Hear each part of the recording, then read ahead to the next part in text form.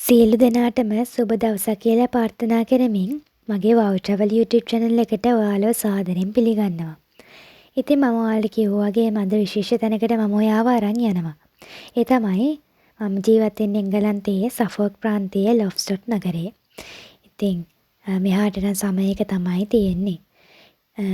ඉතින් කතා නැතුව අපි වීඩියෝ එකට යමු.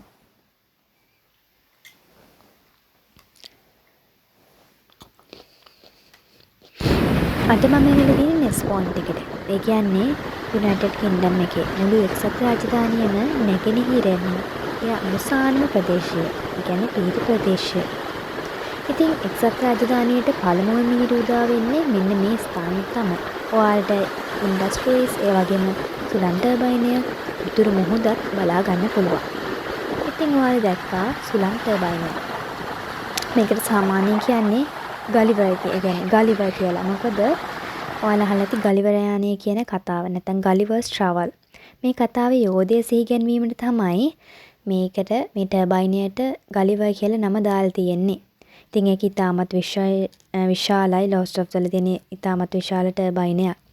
ඒ වගේම මේ තියෙන උතුරු මුහුද එංගලන්තයේ ඒ කියන්නේ අවසානම කොටස තමයි මම මේ ඇවිල්ලා තියෙන්නේ. ඒක තමයි නෙස් පොයින්ට් එක කියලා කියන්නේ. ඉතින් නෙස් කියන එකේ අදහස තමයි භූගෝලීය වශයෙන් මුහුදට නිරාගිය කියන කොටස. ඉතින් ඔය මම ඉන්න තැන ඉඳන් එතනට කියන්නේ යුරෝස්කෝප් කියලා. ඒ කියන්නේ එතනින් සංකේතවත් වෙන්නේ එතන ඉඳන් යන රටවල් වල තියෙන දිශාවන්.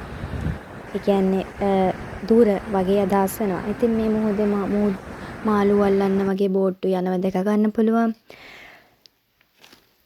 ඒ වගේම මේකේ පාක් එකක් තියෙනවා ඒ හා පැත්තෙන් මේ පාක් එකට කියන්නේ නෙස් පාක් එක කියලා. ඔයාලට මේ තැන් වලට සල්ලි වියදම් කරන්න නෑ. ඒ කියන්නේ ෆ්‍රී තමයි හැම තැනටම ඔයාලට මේ යන්න පුළුවන්.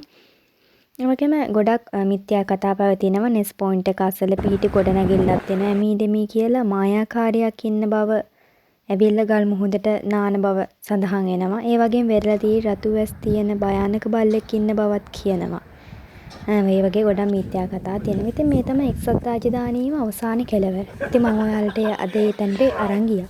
ඒ වගේම ඔයාලා කැමති ඔයාලා කරන්න කැමති නම් ඒ වගේම ඔයාලට travel කරන විස්තර දැනගන්න කැමති නම් මගේ YouTube channel එකට ඔයාලට පිවිසෙන්න පුළුවන්.